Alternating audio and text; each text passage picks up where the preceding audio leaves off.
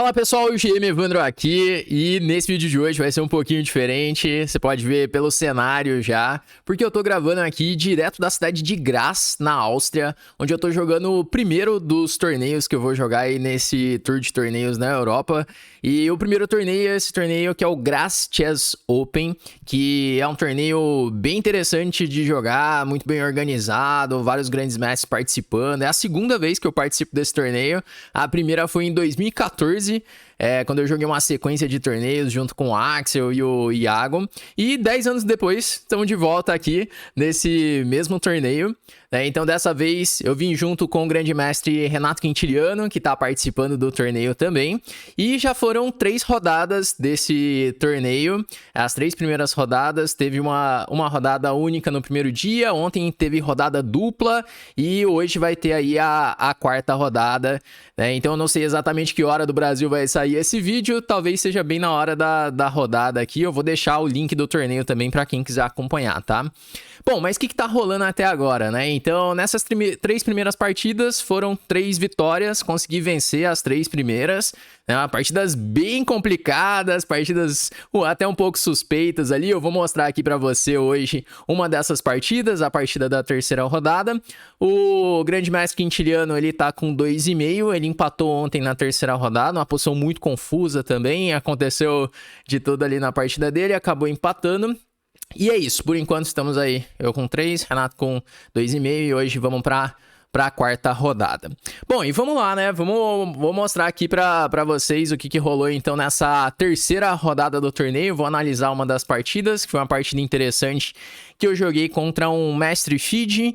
Então eu vou colocar aqui na tela. Hoje tudo improvisado por aqui, mas eu acredito que vai dar certo. Vamos lá, eu coloquei aqui na partida pra gente analisar. Então, eu tava jogando de brancas contra um adversário ali de 2.321 de rating, né? Então, esse aqui é o rating feed. E vamos lá, né? Eu comecei jogando com E4, meu adversário respondeu com E5, cavalo F3, cavalo C6, e eu joguei uma abertura italiana, que é uma abertura que faz parte do meu repertório de aberturas. Já eu costumo jogar a italiana, ou então a Ruy Lopes também. São as duas aberturas que normalmente eu jogo contra E5. Então meu adversário fez cavalo F6, levando ali para a defesa dos 2 cavalos. E agora eu respondo com D3, simplesmente defendendo o peão de E4. E meu adversário fez o lance bispo C5, que é o lance mais jogado da posição, é a posição mais ativa do bispo, e ele pretende depois completar o desenvolvimento com D6. E agora que eu fiz um lance que não é assim tão jogado, na verdade nos últimos anos passou a ser um lance bastante popular, mas o pessoal normalmente jogava com roque, C3, aqui eu joguei com o lance bispo G5, que é um lance bem interessante, um lance bem provocativo também. Com o lance bispo G5, o cavalo de F6 agora ele tá cravado. Então tem esse tema da cravada que muitas vezes pode incomodar o adversário. Por exemplo, depois que ele faz um lance D6, ele tem algumas dificuldades para tirar a dama. A dama tem que ficar sempre defendendo F6. Eu posso ter, de repente, alguns temas táticos na posição. Só que é um lance bem provocativo, porque ele pode jogar H6 e G5 também. Meu bispo pode ficar um pouco fora de jogo. Eu vou mostrar um pouquinho aqui as ideias dessa linha. Para quem quiser, de repente, aprender mais até, eu fiz um vídeo aqui no canal há um tempo explicando sobre essa ideia da italiana com o bispo G5. Então, já tem várias ideias ali. Você vai aprender a jogar a posição. E de repente, se você quiser aprofundar ainda mais, lá no Chessflix eu fiz um curso sobre essa variante, né, a italiana com bispo G5, ali você vai conhecer bem melhor as variantes, assim, para começar a jogar nas suas partidas. Eu vou deixar o link aqui na descrição para você conhecer o Chessflix e o card aqui no vídeo, para você dar uma olhadinha nesse vídeo de introdução que eu fiz do bispo G5. Bom, meu adversário jogou H6, que é um lance mais natural, perguntando o que eu quero fazer com esse bispo. Eu respondi com bispo H4, D6 e agora eu faço C3. Então é uma italiana normal, jogando ali com D3 e C3, com a diferença que o meu bispo ele saiu para fora da cadeia de peões e tá lá cravando o cavalo de F6. Ele seguiu agora com G5 e bispo G3. Bom, vamos parar para avaliar um pouco o que aconteceu, então. Meu adversário jogou H6 e G5, então acabou aquele problema da cravada do cavalo de F6. Só que para isso, ele teve que pagar um preço. Ele teve que enfraquecer a ala do rei. Ele jogou aí esse H6 e G5. Então vamos imaginar, por exemplo, se ele pretende rocar, esse rei já não vai ficar assim tão seguro na ala do rei, tendo feito H6 e G5. E se ele não rocar, ele vai ficar com o rei no centro. Então, de repente, eu posso abrir o centro para atacar o rei do adversário. Claro que o meu bispo ficou um pouco fora de jogo também em G3. Mas é o preço que eu tô pagando para enfraquecer a posição dele. Por isso que eu disse que é um lance bem provocativo. E essa é uma forma interessante de jogar contra adversários de rate menor, que é o meu caso aqui. Porque aí provocando um pouco, ele vai cair em posições mais difíceis de tomar decisões, então pode ser que ele acabe cometendo mais erros. Bom, então aqui ele jogou dama E7 sem definir nada, às vezes preparando um lance como bispo E6, por exemplo. Eu segui o desenvolvimento, cavalo de BD2, veio A6, que o computador já não gosta tanto aqui desse A6, mas é um lance natural, ele quer jogar bispo A7, esconder ali o bispo, de repente de possíveis ataques como B4 e A4. Então eu roquei, e agora ele fez bispo G4. Bom, ele crava aí o meu cavalo de F6 e de repente está querendo jogar com H5 e H4, ideias desse tipo, aproveitando que ele já fez H6 e G5 para conseguir atacar o meu rei e explorar esse bispo em G3. Só que muitas vezes esse bispo ele vai ficar mal colocado em G4, como vai acontecer aqui na partida. Então eu joguei com B4, tocando ali no bispo A7, muitas vezes eu vou expandir na ala da dama com B4, A4 e B5. E agora eu faço um lance bem importante da posição, que é o lance rei H1. Esse é um lance profilático que eu estou prevenindo contra possíveis ameaças do meu adversário. Então, por exemplo, muitas vezes ele vai tentar jogar um cavalo H5 e... Por exemplo, se ele joga cavalo H5 e ameaça jogar um cavalo por G3, com o meu rei em H1, eu posso tomar de F em G3. Como aconteceu na partida até, ele jogou o lance cavalo H5, e muitas vezes eu tenho recursos como H3, por exemplo, que eu não teria antes. Com o meu rei em G1, se eu faço um H3, ele tem cavalo toma G3 ganhando meu bispo. Agora, com o rei em H1, eu já tenho essa ideia. Então, eu tenho um recurso a mais na posição. E, por exemplo, se ele faz um lance como H5... Então, eu posso pensar em fazer um H4, assim, evitando a ameaça de H4 dele. E, de novo, meu rei está melhor colocado em H1 do que em G1. Ele já está mais preparado para enfrentar algumas ameaças, se ele toma em torre G8, por exemplo. Então esse é um lance bem sutil que acontece muito nessas posições, Então eu não criei nada aqui, eu já tinha visto partidas com esse mesmo tema. É aquilo que eu sempre falo para vocês, que é interessante ter ali as suas partidas de modelo, as suas referências de como jogar a posição. Isso aqui é um tema que eu já tinha visto. Então ele jogou aqui cavalo H5, eu fiz A4... Cavalo D8, de repente, para não levar um B5, mas a posição dele está começando a ficar um pouco desconfortável já. Eu joguei B5, ganhando espaço, tocando no peão de A6, A5, e agora eu faço cavalo B3. Esse lance eu senti na hora que, assim, uns 2 lances depois eu senti que não era a forma mais precisa de jogar, porque na verdade a casa do cavalo nessas posições é a casa C4, com a ideia de manobrar esse cavalo para E3. E aqui um lance muito forte seria bispo B3, com a ideia de cavalo C4 e então cavalo E3, podendo buscar D5 ou F5. Na hora eu achei que isso aqui tava bom. Na verdade tá bom, eu tô com vantagem ainda, cavalo B3 e D4. É uma posição boa, só que a outra posição é ainda melhor, jogando com bispo B3 com a ideia de cavalo C4 e D4. Bom, mas aí veio o cavalo B3, bispo B6, D4. É aquela ideia, meu adversário tá com o rei no centro, então eu preciso tentar abrir a posição. Ele jogou cavalo F4 e agora eu faço bispo por F4. Então, claramente, o cavalo dele em F4 ele vale mais do que o meu bispo. Ele está melhor colocado que o meu bispo em G3. Então, eu posso tomar esse cavalo. E quando ele toma de G, ele tem ali esperanças de ter algum contrajogo na coluna G, jogando um torre G8, por exemplo. Mas a verdade é que é bem difícil desse ataque na coluna G chegar, porque eu já estou abrindo o centro em muitas posições. Então, eu joguei dama D3, saindo da cravada. O computador não gosta tanto, ele prefere... Bom, na verdade, o primeiro lance do computador que aparece aqui é o dama D3, né? Eu não sei por que ele tá dando duvidoso. Ah, agora ele mudou, ele tá jogando um bispo E2, mas tá ali entre bispo E2 e dama D3. Dama D3 faz muito sentido, conectar as torres, sair da cravada. Cavalo E6. E agora eu faço D por E5. Então, aqui que meu adversário ele toma uma decisão que não faz muito sentido, porque na minha análise ele era forçado a jogar bispo toma F3. Porque agora quando dama por F3, ele toma em E5 e eu posso jogar com dama H5, que era a minha ideia. E essa posição, acredito que o branco tem vantagem. Meu bispo tá muito bem colocado, o rei dele tá bem exposto. Eu ameacei tomar o peão de E5, já tá vendo torre de AD1 também. Só que é uma posição injogável. Ele vai jogar, por exemplo, um dama F6 ou dama G5 até. E a posição segue bola, né? O branco tá melhor, mas o preto tá no jogo. Só que aqui, depois de D toma E5, ele faz um lance roque grande. E esse aqui eu acho que ele tá otimista demais de fazer esse lance.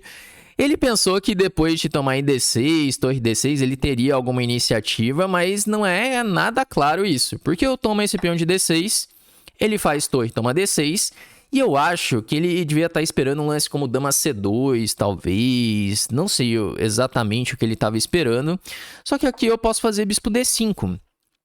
Assim, melhorando o meu bispo. Meu bispo fica muito bem colocado em D5, criando a ameaça de C4 e C5 em muitas posições. E não perdendo tempo com a minha dama.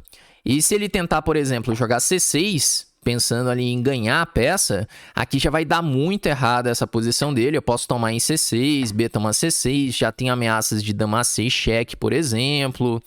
E até mesmo ideias como bispo toma E6, e quando ele tomar, por exemplo, de F, eu posso jogar um dama C6 cheque, já tá vindo um cavalo E5, cavalo D4...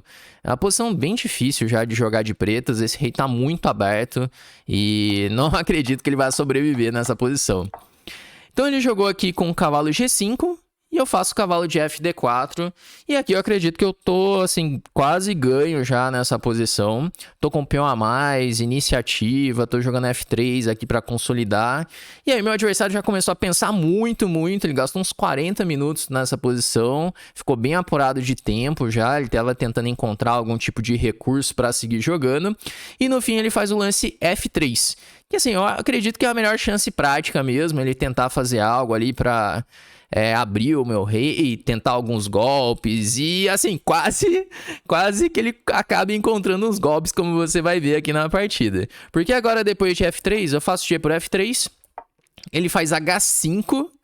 Né? Aqui eu tava esperando o bispo H3. Só que depois de F4, eu acredito que aqui a posição já não tem muitos problemas, não. Aqui eu consolido a posição. Bispo toma, torre toma. E quando ele jogar, por exemplo, o cavalo E6, aí eu já tenho o cavalo F5 e a posição ela tá acabada já, né? Tudo bem que o computador ele viu um recurso de torre D5 aqui que eu não tinha visto. Que de repente talvez F4 não seja mais preciso da posição. Segundo o computador é torre G1. O computador sempre estragando as nossas partidas, como sempre, né? Mas aqui, depois de G por F3, ele jogou H5. Qual que é a ideia dele? A ideia dele é que se eu tomar em G4, HG4, abre a coluna H, e agora ele tá com algumas ameaças, como passar a torre de D para H6, jogar um cavalo F3, por exemplo. E a verdade é que é um blefe isso aqui que ele fez, só que assusta um pouco, porque tá chegando aí um cavalo F3, um dama E5, e pra ser sincero, depois de cavalo F5, dama F6, cavalo toma D6, C toma D6... essa posição eu tava olhando e não tava vendo, apesar de ter muito material a mais, eu tô com uma torre inteira a mais, eu não tava vendo exatamente qual lance fazer, porque ele tava jogando torre H3, dama F4, cavalo F3. E aí, vendo essa posição e vendo que eu tinha uma outra posição que me dava uma vantagem muito grande também, eu preferi jogar outra, que é F4. Que assim, cai um pouco a vantagem se comparada a tamanho G4, agora vendo com o computador, mas é uma posição que na prática o branco continua muito melhor, é uma posição fácil de jogar. Então, objetivamente, tomar em G4 é melhor, mas o F4 também ele é jogável, né? Então, ele jogou o cavalo H3, eu faço dama G3, defendendo o peão de F4, torre G6. E agora eu começo a avançar o meu centro com F5.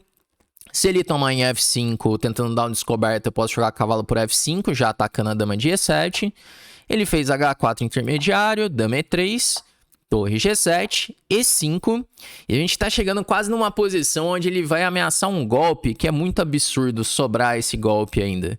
É que eu jogo E5, a posição já parece estar bem perdida para as pretas, também a vantagem só vai subindo. Eu tô jogando F6, dama E4 também, as peças estão ficando sem casas dele. Ele jogou dama D7, eu faço dama E4, e agora defendi o bispo, ameacei B7, não tem defesa. Parece que ele tá arrematado já na posição. Só que xadrez é um jogo incrível mesmo. É impressionante como sempre tem recursos e sempre você tem que ficar ligado nas ameaças do seu adversário. Ele joga bispo por F5. Então eu faço dama por F5. E agora ele faz um lance torre G8. E o detalhe desse torre G8 é que ele começa a ameaçar uns temas de mate. Olha só, se por exemplo, eu faço aqui um lance natural como dama F3. Tirando a dama, defendendo o bispo, ameaçando o bispo tomar B7. Parece um lance perfeitamente jogável, não é verdade? Só que jogam as pretas e ganham. A verdade é que o preto ele consegue dar mate em 3 nessa posição. Se de repente você quiser parar para pensar aqui, a ideia é que se eu jogo dama F3, ele tem dama toma D5. E quando o dama toma D5, ele faz torre G1 cheque. Torre toma G1 e cavalo por F2 mate. Então, assim, por mais que ele tá completamente perdido, ainda tinha que ficar ligado nesse recurso. E a mesma coisa acontece se eu faço um lance como E6. Ele joga dama toma D5 cheque, dama toma e sobra aquele mesmo teminha de mate com cavalo por F2. Bom, só que aí depois de dama por F5, ele jogou torre G8, eu troquei em D7, toma. E agora eu faço cavalo F3. E é interessante que o cavalo F3, na verdade, tem E6 também. Tem esses dois lances, E6 e cavalo F3. Mas lances normais tá levando o mesmo tema de mate. Ele tá ameaçando torre G1, torre toma e cavalo por F2. Só que agora eu posso voltar o cavalo. E o cavalo ele defende a casa G1. Se ele jogar o mesmo torre G1, agora eu tô tomando de cavalo. E aí tá tudo defendido. E se ele tomar em F2, eu jogo torre por F2, bispo F2, torre F1. Aqui ele tá bem perdido também. Vai cair o peão de B7. Tenho 2 peças pela torre. Então ele jogou torre G2. E agora ele é arrematado já, que eu faço E6 cheque. A ideia é que se F por E6 eu tenho o cavalo E5 cheque. Tá caindo em G2. Então ele faz rei E7, toma em F7, e aqui ele abandonou a partida, porque quando tirar a torre tá caindo em G2, e bom, se tirar a torre para G7 eu dou um cheque, e depois estou promovendo já, então não tem o que ele fazer nessa posição. Bom, essa foi a minha partida da terceira rodada, uma partida bem confusa, cheia de confusões ali. E as outras 2 partidas foram mais ou menos assim também. E agora a gente vai para a quarta rodada, que vai começar daqui a pouco, daqui umas 4 horas. Vai começar às 4h30 da tarde, em Graz, aqui é quase 1 da tarde. Então daqui a pouco começa a quarta rodada. Vou jogar contra um outro adversário ali de 2.300, jogo de pretas, e vamos ver o que vai rolar nessa partida da quarta rodada. Então galera, é isso que aconteceu por enquanto no torneio. Eu queria já aproveitar para agradecer a torcida de todos vocês, todos que mandaram mensagens, tanto aqui no YouTube quanto no Instagram. Então brigadão mesmo, e eu vou trazendo mais notícias para vocês do que vai acontecendo aqui nesses torneios que a gente tá jogando na Europa, beleza? Bom, então vamos encerrando por aqui. Espero que você tenha curtido. Se você gostou, deixa seu like aí no vídeo, deixa aí nos comentários o que você achou da partida, o que tá achando aí do torneio. E vamos ficando por aqui e eu te vejo no próximo vídeo do canal.